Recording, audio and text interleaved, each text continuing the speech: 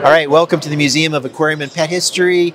We have our Super Zoo 2024 interview series, and what we have now is someone who's a true icon in the pet industry, the person that directed the Pet Industry Joint Advisory Council for over 40 years, and he's still going strong, involved in legislation in pets, and that is Mr. Marshall Meyers. Hi, Marshall. Hi, how are you, Gary? Good. Good to see you. Good seeing you too.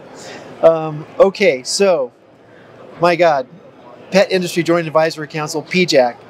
The first thing, before we get into that, I want to talk about Flying Tigers Airlines because I find it fascinating. Okay. Because when I used to go to the airport to pick up reptiles back in the day when I was a teenager, there was Flying Tigers. I always wondered what they were, and somebody told me it was World War II pilots. And they morphed into having a freight airlines called Flying Tigers.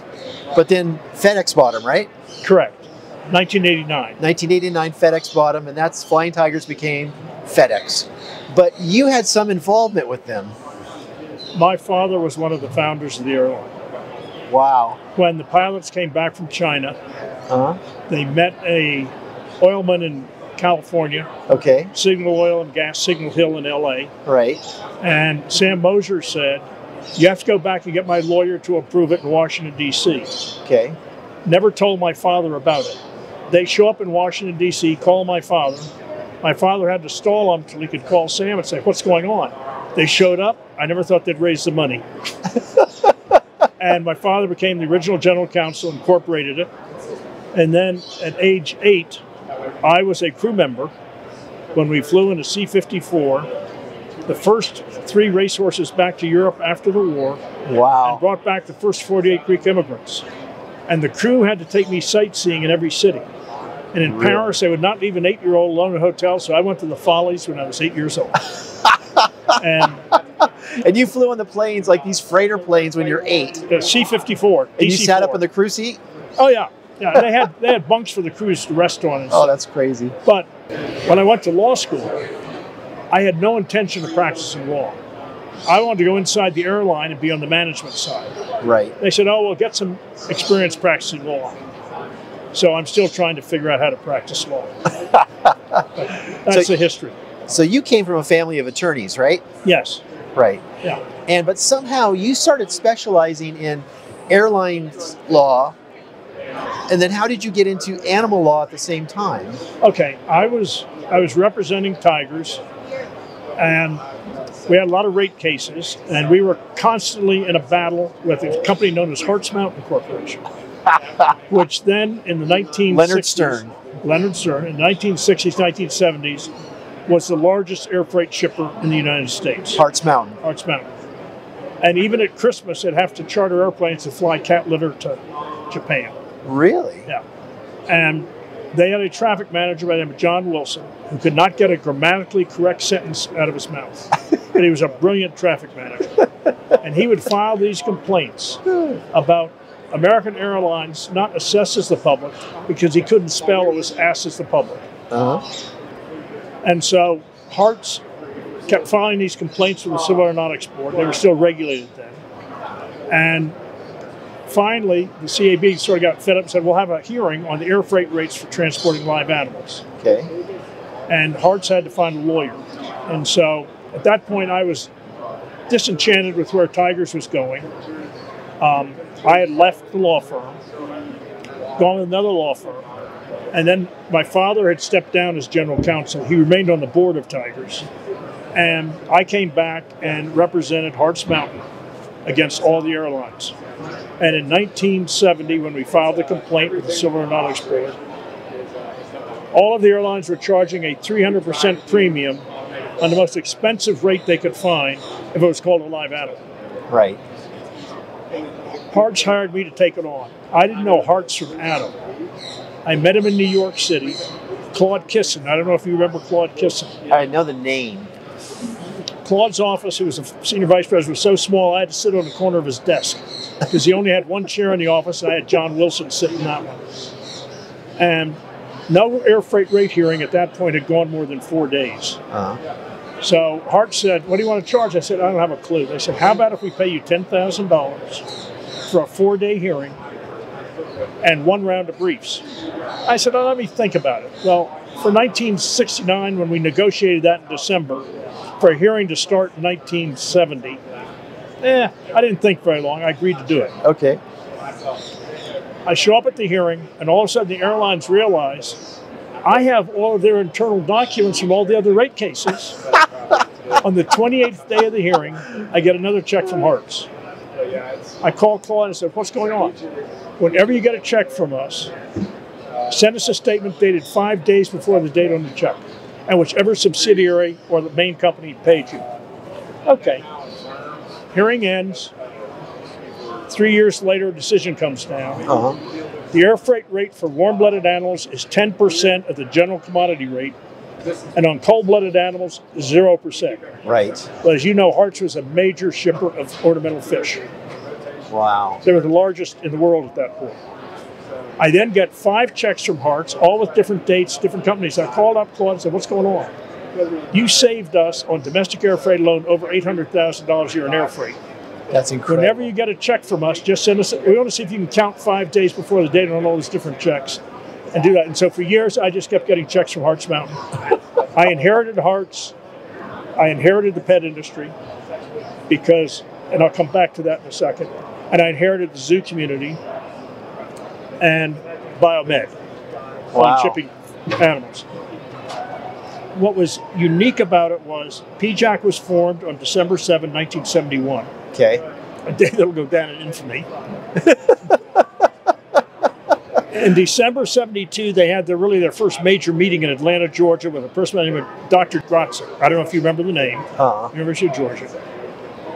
And I'm going to be sending you the document. It is a transcript of all the major players in the aquarium industry.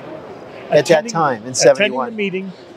Attending the meeting to discuss how they're going to safely import fish in the United States with the minimal disease problems. And PJAC was created by APPMA then, the American Pet Product Manufacturers Association, now known as APA. They started to run it with their lawyer, who was a corporate lawyer. He didn't know anything about it. So all of a sudden, in 1973, the U.S. Fish and Wildlife Service files up a rulemaking to declare all animals, non-native species, invasive until proven innocent. Wow. And so Hartz comes banging at the door. APA doesn't know what to do. And a group of board of directors from APPMA show up in my office one day.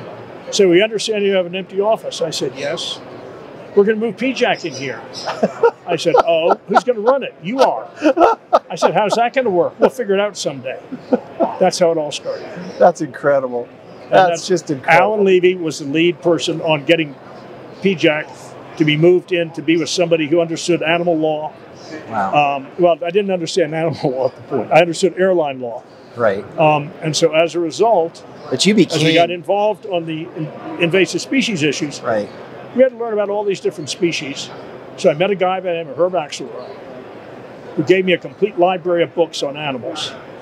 And we got them from all sorts of other people, and you're going to get them for the museum because I don't have enough shelf space left for it. So Alan Levy was Wardley's. He was the founder of Wardley's Pet Products. All you guys know Wardley's Flake Food. And then, of course, Herbert R. Axelrod is infamous, you know, the publisher, TFH. So basically, APMA dumped it on your desk, PJAC, and that's how you became the director of PJAC. Ended up running out of my law firm. That's amazing. And, you know, it grew from there. That's just crazy. And I met in those days a young guy by the name of Gary Bagnall, who thought someday he'd get in the reptile business. Let me ask you, I want to ask you, okay, going forward just for a minute here, the Endangered Species Act and CITES. When did the Endangered Species Act come out? Endangered Species Act came in under President Nixon. Right. I remember that. And it was in the early 80s, as I recall. I have to get you the exact date. I think it was in the 70s. It could have been. Maybe it was the late 70s. Yeah. CITES was created by the U.S. government. Right. Was drafted by the U.S. government. And it held its first meeting in Bern, Switzerland. Okay. Well, actually, I should say in Washington, because they call it the Washington Convention. Right. The second conference of the parties was in San Jose, and I attended that meeting. San Jose, Brazil, or San Jose, California? San Jose, Costa Rica. Okay, Costa Rica, all right. And the second conference of the parties was held there, and I attended that with my consultant, Herb Axelrod. Oh, okay. And I've been at every CITES conference of the parties since then. I know, I got the list. It's pretty amazing. It really is. So my question is, I'm leading up to my big question here. So CITES came, which is a Convention of International Trade in Endangered Species, which was put forth by the U.S. government to basically have a regulation worldwide for animals. Put them into 3 different categories. Appendix 1 you can't have only if you're a zoo, only if you have permission from basically the exporting country and the U.S. government. Appendix 2 means we're watching them to make sure they don't become endangered. They can go either way. They can go Appendix 1 or they can go off appendixes. Appendix 3 is an individual country appendix. So if a country says, hey, we want to have these animals on an appendix, we want to put them Appendix 3. So that's how those appendixes work as far as I know. But what I don't understand is why the U.S. government didn't take the non-native species in the Endangered Species Act, the ESA, and put them in CITES Appendix 1. Why didn't they do that? Because, first of all, they tried to do some of them, but not all the parties were willing to accept them. Really? Yes, yes. And one minor correction, you could still, as an individual, have an Appendix 1 captive bred offspring. But don't they become Appendix 2 if it's captive bred? Depending on the country. Really? Yeah. I mean, technically under the treaty, they'll be treated as Appendix 2, but quite often they still have an Appendix 1 permit. We were talking earlier when I was talking to Lauren about Fiji Island iguanas. You know, they're captive bred legally in these countries all over Europe and in Canada, and the offspring become Appendix 2, so they're legally traded and sold and bred, but not in the U.S. because of our ESA, Endangered Species Act. They're on that act. If they were a CITES 1, the offspring become 2, and we could have them. Providing the captive breeding is an approved operation. See, that's another part of the problem. Okay. And who approves that? They file for approval CITES. Under CITES, and CITES approves it. I see. Is CITES changed? Yes, it's become far more activist organization. That's what I thought. It's become more, in my opinion, stressing prohibition instead of regulating the trade in wildlife. That's too bad. The activist groups have become far more influential. They're funding some of the working groups, which causes problems. That's crazy. And some of the key leaders in the CITES Secretariat have left and gone to Nairobi to join a different UN environmental group. I think there's some real internal issues inside the Secretariat. Really? And I think part of it is the treaty is getting so complicated. In my opinion, I've discussed it with some people who said it could break down under its own weight. It's gotten so regulatory. It's gotten so many working groups. They're focusing on stuff that I don't think is really CITES-centric, like zoonosis. Right. That's a public health issue. Right. That's not an endangered species issue. Right, exactly. You know, animal transport. IATA handles animal transport. IATA would like to tell the airlines how to transport the animals. Right. And IATA is the International Airline Trade Association. Trade Association, which are all international airlines, 260 plus foreign airlines. Wow, that's crazy. Yeah, you know, the AZA's had their share of problems too. When you talk about that, the American Zoological Association, you know, they've had a coup where they've had some animal rights people get on the board. And then they changed the regulations for how elephants are kept in zoos. And a lot of the smaller zoos left the AZA and went to the other zoo organization. That's right. Because they said, we're a small zoo. We don't have this kind of money, the space or anything. And our elephants are happy. So why are you doing this to us? And the person who's running AZA is former with the U.S. Fish and Wildlife Service. Really? And he was responsible for... Well, I have to tell you a story. We were in South Africa when they listed the parrot as Appendix 1, where they're heavily captive raised. And Dan Ash came in after the listing, got up, made a big announcement about it, and wanted to thank everybody for helping them save the parrot. the species. And I knew I couldn't get the microphone because I was sitting there for the fish organization. So I ran over to a wildlife group where the former Secretary General of CITES is now heading it. And I knew he could get the mic. I said, Eugene, get me the mic. He gets me the mic. I said, I wanted to thank the U.S. delegate for his comments about how wonderful it was to do this because they're going to be able to regulate captive breeding in foreign countries under the Wild Bird Conservation Act. And I said, that's a fascinating statement because I worked on that. And it's been 20 plus years, we still don't have any regulations. I had animal rights people who hate my guts come over and give me a hug for doing that because that was a good law you guys got passed and they've never implemented it. Really? It's still not implemented. Historically, for the last 100 years, we've been fighting for our rights to keep pets.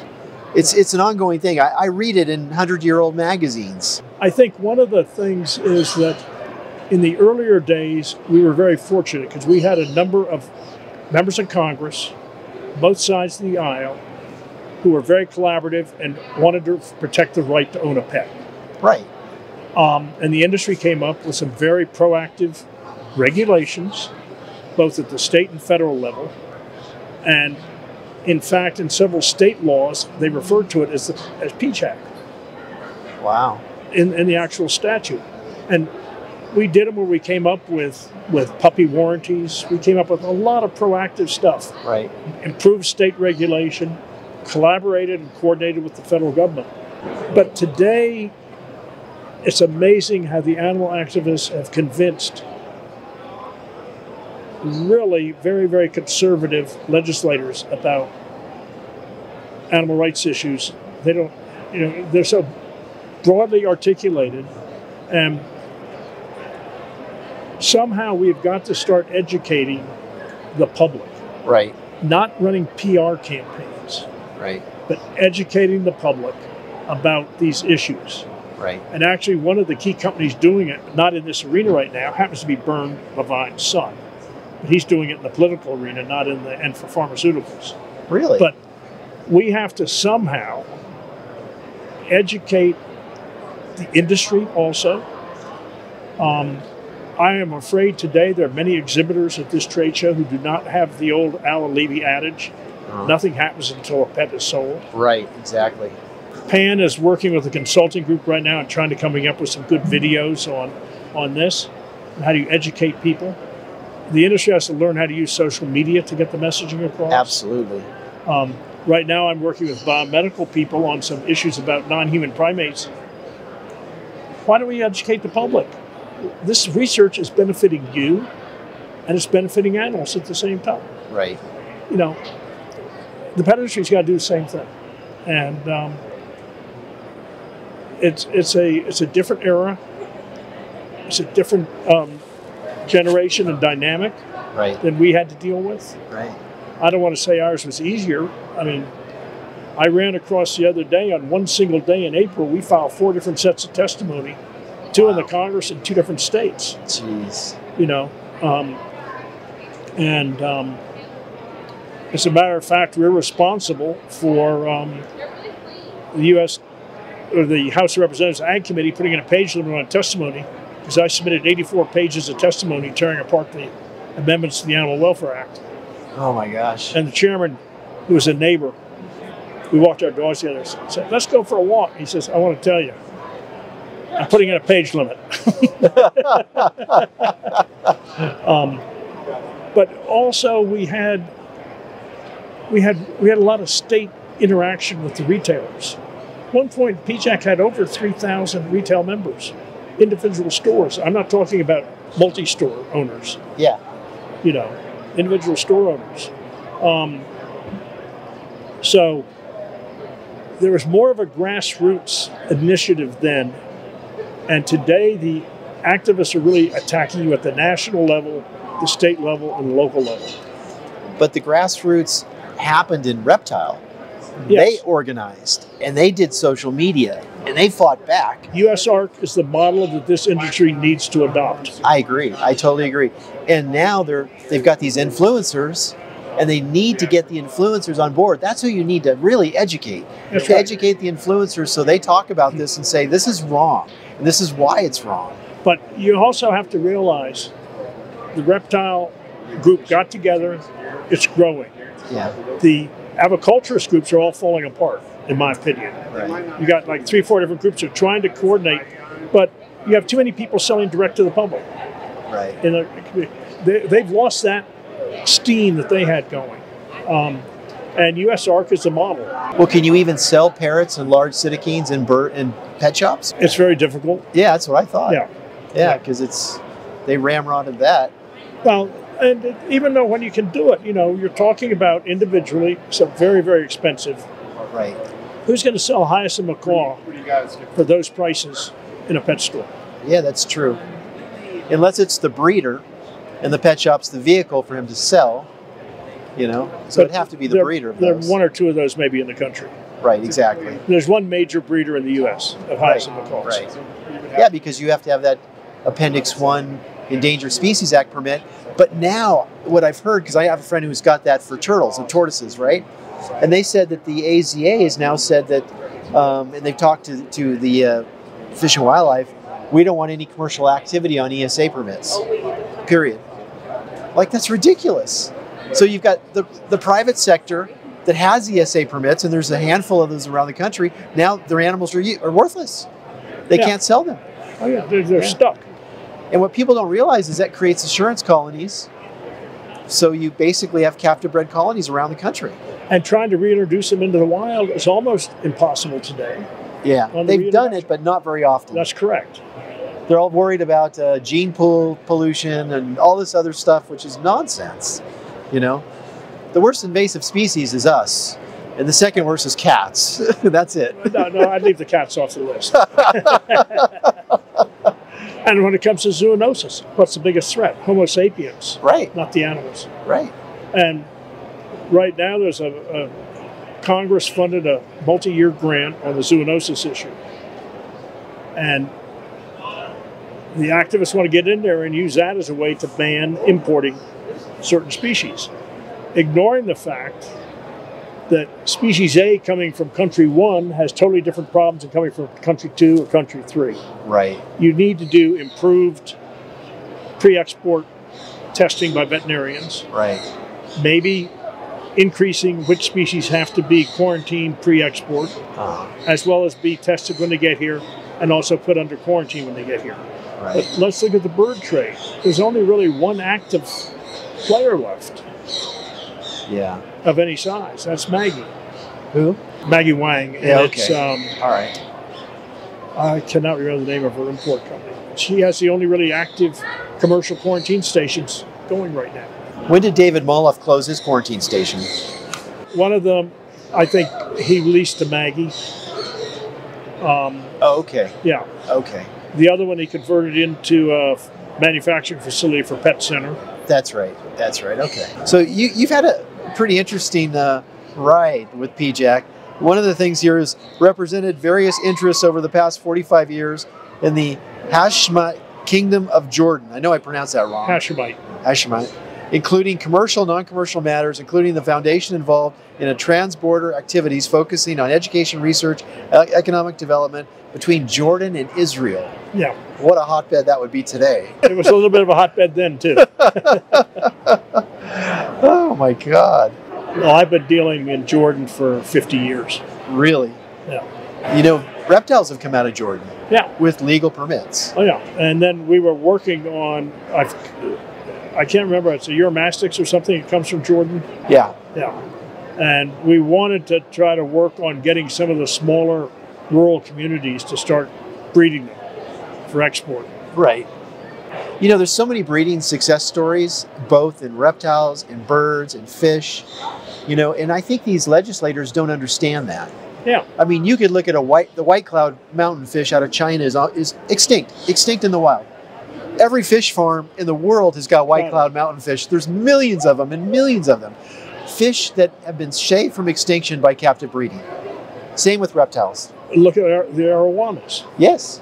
And, one of the things that we had discussed at one point, and I was dealing with Singapore on it, of working with the U.S. government to come up with a way of allowing the import of arowanas, and a percentage of the sale price went into a fund to help deal with not preserving the species, preserving the habitat. Right. And we were doing it with Singapore, and there was a lot of interest in it. And then the gal in Singapore decided she was going to have a baby, and she took time off, and the deal sort of fell through with all the problems of the illegal arowanas coming into the U.S. Why are they illegal? They're so captive raised, it's not even funny. Why don't they microchip them and make them legal? I have 2 fish that are microchipped. I have 2 Australian lungfish. They've got a legal 3177 for Fish and Wildlife, and they're both microchipped. Right. Why can't they do that with the Australian arowana? Or I should say New Guinea arowana. Any arowana. Yeah. Yeah. Yeah. Well, the other ones aren't illegal. The African and the South Americans Right. are perfectly legal. Yeah. Yeah. Sadly, we don't have that camaraderie we have like we do in the reptile community. Yeah, that's true. We really they need to take a playbook from you and USART get together and PAN and put that forth to these people in the bird industry, because if we lose the animals, we lose the industry. And they got to start looking at it in certain areas of the aquarium industry too. Right. Because zoonosis and invasive species are the 2 issues that are going to be haunting us. Right. And Habitatitude, which we created, right, was done as a joint federal industry and state activity. There's a program right now called EcoStar, which is to put out labeling that the stores can put up about these are good fish in this area, right, or don't have these fish in this particular state. I'm working on that right now. Right. And that's all done by rapid risk screening and risk assessments. I mean, the irony of it is I probably published more in scientific journals than I have in law journals. Really? Oh my God. Journal of Primatology, biological, what's it called? Biological conservation. You were also involved in the voluntary care standards of canine kennels from Purdue. Yep. And I don't know where that went. It's very small, but it's there. It's working. It's working? Yeah. All right. It just doesn't have the broad industry support it had then, unfortunately. The Invasive Lionfish Control Ad Hoc Committee. Yeah. So they eat lionfish now in Florida. Oh, yeah. It's a grouper. Yeah. Tastes like chicken. Have you eaten it? No, but I've eaten grouper, and I like grouper. I really do. So I would eat lionfish, sure. Yeah. It's one of the odd species I would eat for sure. Especially, I can't believe they became invasive, but I guess they did in Florida. Yeah. You know, it's really funny that I think the scientific community doesn't realize too. When the medical community brought in African clawed frogs, Xenopus, back in the 60s for hormone research, and then they got loose, not because of the pet trade, but they got loose somehow, medical industry, I don't know how. I used to go, when I was a little kid, I would ditch dive in the local ditches and ponds, and I found one that had African clawed frogs, and they lived harmoniously with the fish that were there. They didn't eat. Yeah. I had no problems with the fish that were there. And what I found out was that in the beginning, the other fish didn't recognize the scent of the eggs. But after a while, and give it maybe a decade, 10 years, they did recognize it, and they started eating the eggs. So the animals they stopped reproducing, and they eventually died out. So Mother Nature had a way of making that care of it. Yeah. Yeah, making that whole thing work out. There also was a big project on amphibians that was done. I cannot remember the name of it. Jamie Reeser was a consultant for PJAC at the time, helped set it up. Right. And it really set up a lot of protocols and standards for how to test and regulate amphibian trade. Uh-huh. So those standards are out there and they're being used. Right. I don't know if you remember the bump tick issue. Yes, out of Florida on tortoises. Yeah. You know, that process is still going on today. It's never been regulated. Right. We did that on a volunteer basis with the state vet in Florida and USDA. And it worked. It's still working. I know. But the chytrid fungus is not working. No. So I don't know how to get around that one. I did hear you've been to 18 CITES conferences. 18. Well, more than that now. God, it's crazy. What's in the future, Marshall? What are you going to keep doing CITES conferences? Because you love this, don't you? Well, yeah, and it's been a lot of fun because right now, the representative from Israel, the former Secretary General, and myself are tied for having attended the most. So this is now a race for who's going to outlive the other.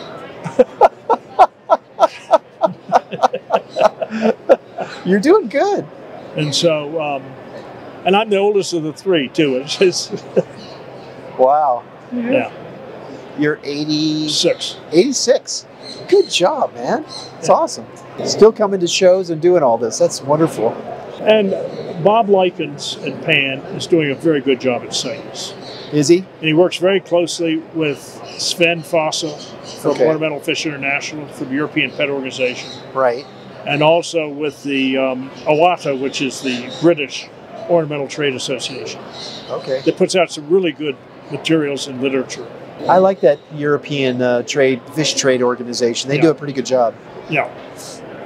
I don't think they understand a lot about how it works in the United States. We're a little bit different. You know, like Siamese fighting fish. They have crazy regulations on bettas that we don't have. So they always try to say, well, you need to come up to our standards. I'm like, no, you don't. Your regulations are too strict. You know, ours aren't. I don't want to make ours worse than they have to be. Well, that's why we formed the International Pet Association. When we started it, it was pre-video conferencing. You're dependent on emails. Sven and I created that when we had the International Pet Show in Vegas. Remember the first International Pet Show? Yeah. That was before WPA moved to Vegas. Right. And we were too early. And so then we'd meet like at Interzoo, and that was sort of it. So Sven called me a few years ago with Zoom and everything, and we've now reactivated it.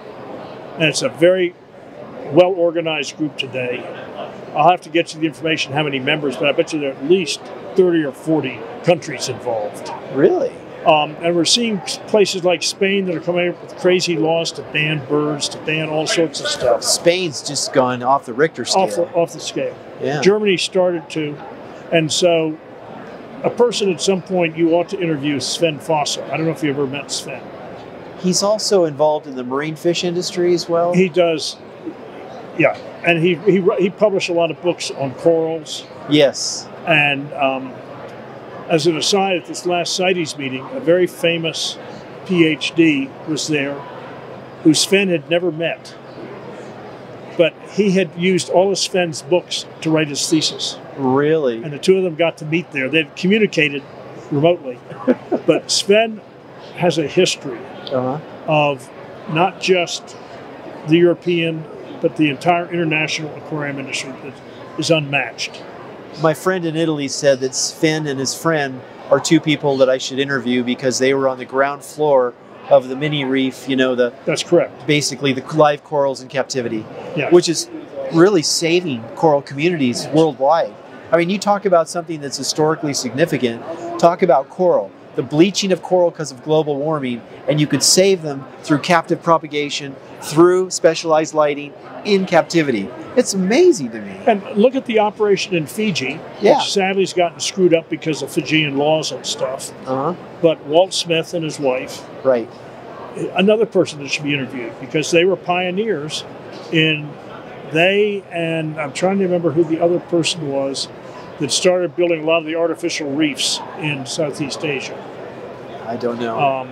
Well, one person who's also involved in it is Chris Bruner at Quality Marine. Right.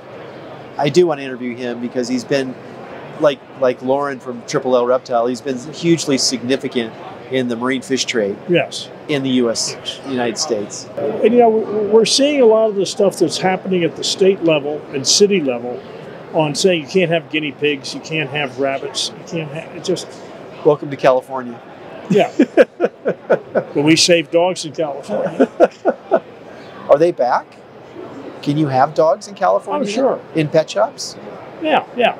It's not economic in many cases to do it today. Right. Yeah, because the pet store law that we crafted in California, Lockyer was then in the Senate, and I cannot remember the gentleman's name in the House. Then Lockyer became the Attorney General of California. Right. And that's how we ended up writing some of this stuff. Was one year I made 8 trips to Sacramento. Jeez. And finally, Lockyer, when he was a senator, asked me after hearing, come in and I said, Marshall, let's just sit down and write this law. And I said, let me go back and do it and I'll send it to you. I sent it to him. Those days we had fax machines. Right. So I had my law firm name at the top. He took it and just spread it all over. The animal rights people went nuts when they saw I'd written it.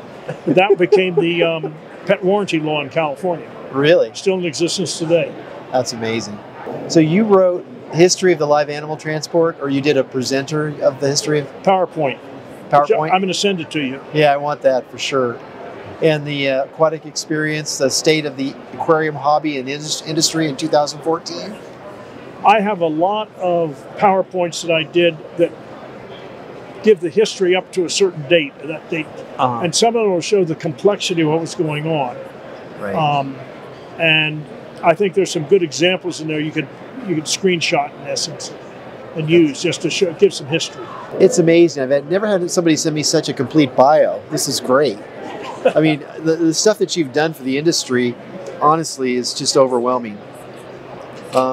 Animal welfare and wildlife trafficking, the CLE program, an industry perspective of endangered species versus invasive species. ESA dives into the world of corals. Just crazy how much stuff. Can you have a good historical perspective of what the industry's gone through and is going to continue to go through? Right. It's not over. It's kind of overwhelming, and I think, pet shops, they're so busy cleaning cages and taking care of animals and running a business. It's not easy in this world today where you've got Amazon that doesn't have to make a profit, that basically can sell stuff at below cost. So they're fighting against these elements, and they have to give customer service better than anyone else, and they have to find ways to survive in a world where it's very unfair, the competition. Also, pet stores have got to learn how to have good websites. Absolutely. Absolutely. That becomes a social influencer of a sort in the community. Right. And there are a couple of companies working on how to improve that. One of them is a Canadian-based company because they've been talking to me about it. But that's one thing. The other thing is learning how to use social media. Right. And get good influencers. Look, in the old days, we had major people in Hollywood who owned birds, owned reptiles, owned exotic fish. They're still there, but nobody's tapping them. Right. Well, it's funny because you look at print. I love magazines, laying in bed reading a magazine, but I'm the baby boomer on generation, and magazines are going away. I saw that years ago. So we put in a social media department. And so that's what we do. We're always doing social media content. Yeah. Jamie Reesner worked with you on quite a few papers. Pet Store Guidelines, Doing It Right, A Pet Store's Employees Guide to Professional Success and Fun, Best Management Practices for the Reptile Trade and Hobby, Pet Bird Welfare. It's just amazing. Well, when you look at the Pet Store Guidelines, Tom Edling, a veterinarian, who used to be with Petco, he's independent vet today. Right. But Tom and Jim Sidewan out of Rochester, New York, Pet Store. Right. We went and totally updated all those things for PJAC just at the time it was doing its transition. Really? Through people. And I'm not sure you can find them on the website. Wow. Yeah, probably not. But those were also, in some states, they encourage the pet stores to use those manuals. I remember that. I have a series of manuals for pet shops for best management practices going back to the 1950s. Yeah. The 50s. Well, I hope I didn't throw it out. I had a doctor's pet store manual. Really? For just doctors? Yeah, just for doctor's pet store, about that thick. I hope I didn't throw it out. I hope I packed it in one of your boxes. Now, he had his own plane, correct? And he had his own plane, doctors, and he used to go and fly to the breeders in the Midwest, pick up dogs, and fly them to his different towns where his stores were at. You're thinking of that wasn't doctors. That was Steve. God, I just mentioned his name yesterday. He was also a pilot. I went flying with him. And he had like 21 pet stores from Georgia to New Jersey. Oh, really? Yeah. Drawing a blank on Did he crash? What? Did he crash? No. Oh, okay. No. All right. No. Incredibly good pilot. And he created a whole company of charter planes for people and pilots and stuff.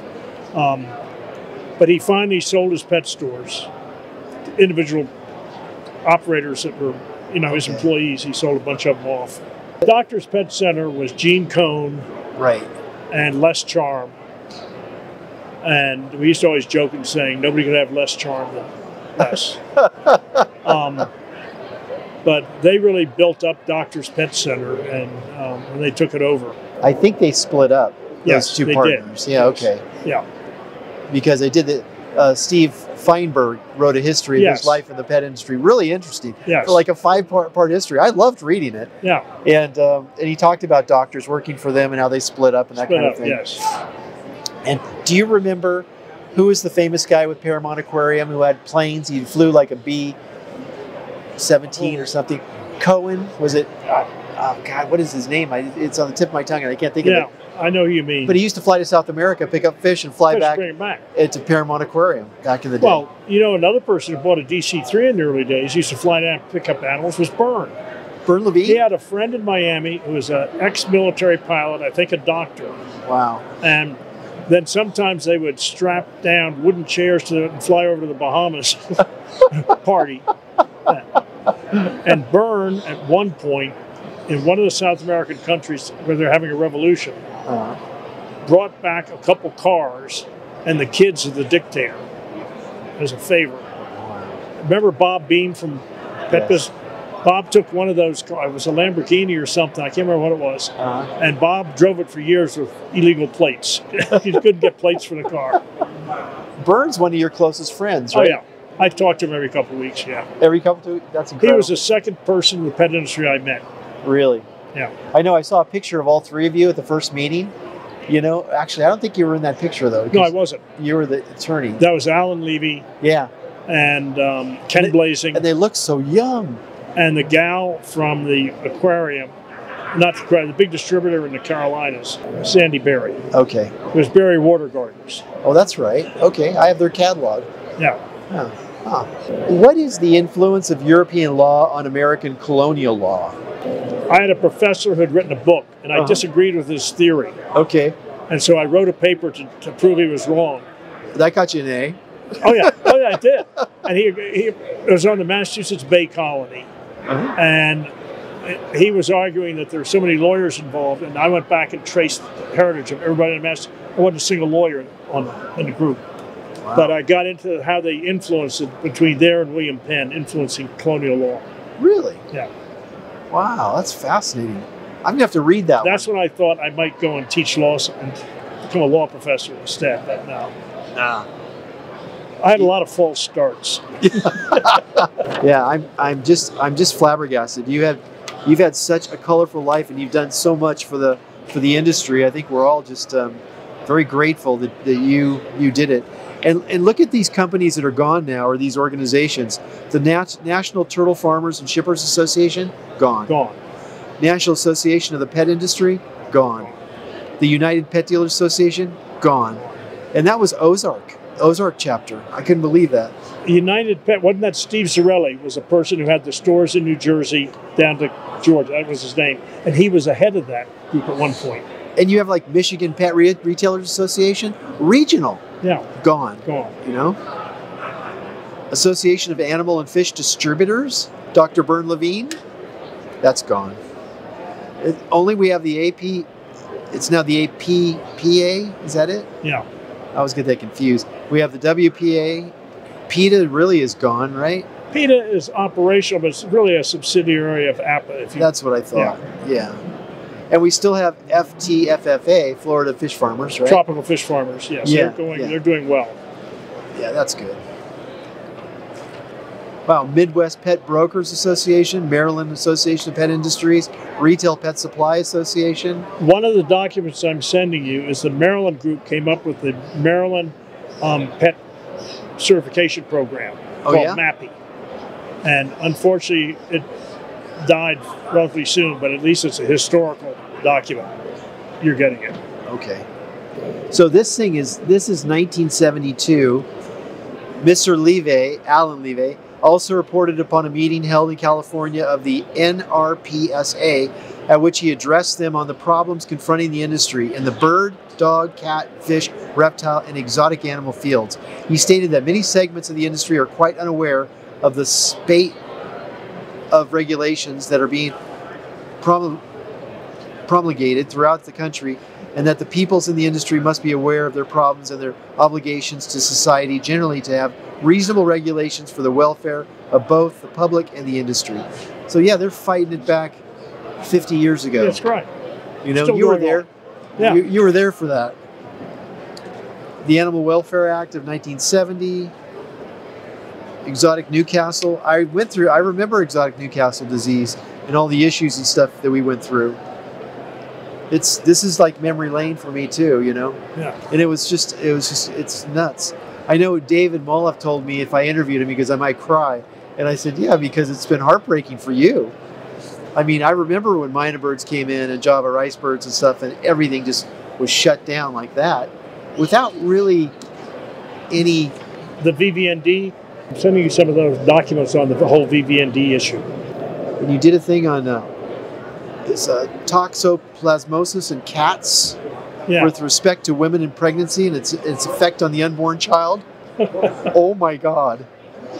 So when a woman brings a cat to a veterinarian, if the woman of the child is of bearing age, she's informed that a possibility of toxoplasmosis exists. If she's pregnant, a blood sample is taken on the cat. If the cat is positive for the disease, then it's suggested that either the cat be put to sleep or removed from the house. I've not heard of that in years. I was blown away by that. I'm like, oh my God. The American Kennel Club, which is interesting.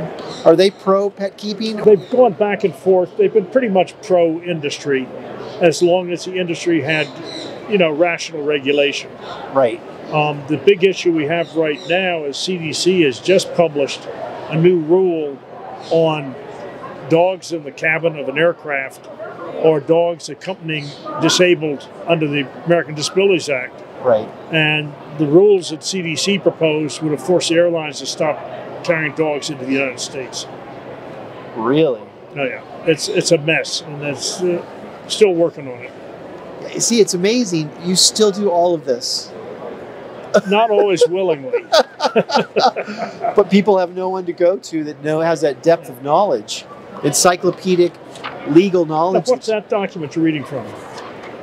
Pet Industry Joint Advisory Council, minutes of the meeting from February 21st, 1972. Okay. I love this. It was great. I was reading through it going, oh my God. And all these organizations that aren't here anymore. Yeah. Oh, that's right.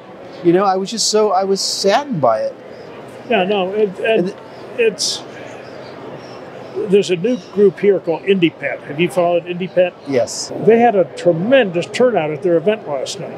Good. It was standing room only. Oh my God. Which is, to me, a healthy sign. But what percentage is dry good only stores, and what percentage is stores with animals? Animals. That's true. That's really what I want to know. And also, the other area that's going to become, over time, more and more regulated is the internet sale of live animals. Yeah, they're going to try. They don't have. The federal government does not have the manpower. No. At this point, USDA does not have the manpower. No. But they don't do it today? No. They try, but they don't have the manpower. No. I'm sure until I'm not of this world anymore that the animal rights people are going to continue to attack. Absolutely. Because that's what they do. That's their job. And they have money in the bank beyond all belief. Yeah. Yeah. And if it makes you feel any bit better, the biomedical research community is undergoing the same battle. Really? Yeah. I can believe it.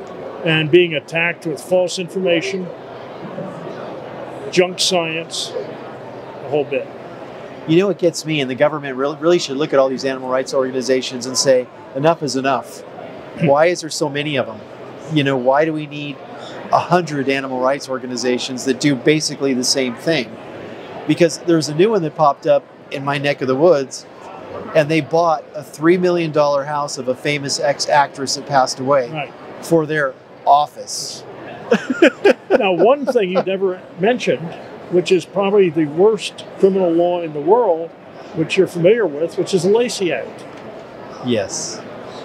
How did that get slipped into that document from Rubio in Florida? He's got some big bill. He wants to amend it. Yeah. And why Rubio? It's his staff. Animal rights people got to his staff. Right, so it's not him. Yeah, yeah. Have you called him on the phone and said this is nonsense? People have attempted to arrange meetings. His staff will not allow the meetings to take place. Huh. And when we're not filming, I can give you some more information. But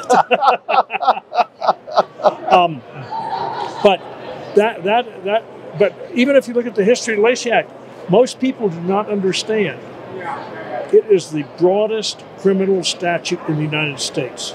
And it shouldn't have been. It had a specific meaning when it was written. Well, but what you have to understand is it made it initially automatically strict liability a crime. Right. If you violated any international, foreign law, U.S. federal law, state, local, Indian tribal law involving wildlife, you were guilty. Guilty until proven innocence. It's the exact And that was opposite. changed in 1981. Really? And at that testimony, Congressman John Breaux was chair of the House committee. Right. And in my testimony, I said, Congressman, close your eyes and picture this. Your wife sends your daughter to Bloomingdale's to pick up a crocodile purse that was illegally imported. Your wife and your daughter are now automatically guilty. He said, Marshall, how do I send my mother-in-law? We got over to the Senate. Senator Chavez on the Senate was chairing a committee. Ken Berlin from the Department of Justice on Environmental. We would get in these hearings and just fight with each other. Really nasty with each other. We'd walk out in the hall and start laughing. Chavez said, Mr. Berlin, Mr. Meyers, you go back to my office and draft an amendment to the Lacey Act right now, before the end of the hearing today. We went out in the hall and started laughing. We'd already done it.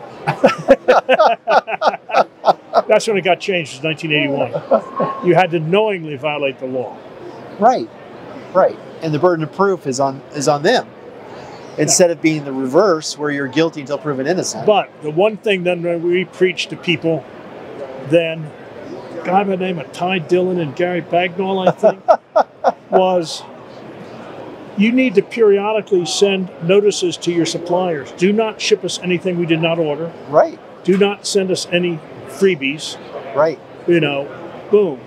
And, you know, you guys did it. Because there were people who would get extra specimens because the supplier wanted to give them a gift or something. Yes. Fish and Wildlife would come down on them, even under the revised Lacey Act. Right. You should have known better. The Lacey Act is still an interesting issue. It is, and it's the one that we're going to fight again and again, probably. And I am going to be sending you, I may have sent you a PowerPoint on the presentation to the Florida Tag Committee. Okay. I think I sent it to you. Which is, the other big issue is, how do we do risk assessments to make sure that a species is not classified as invasive with bad science?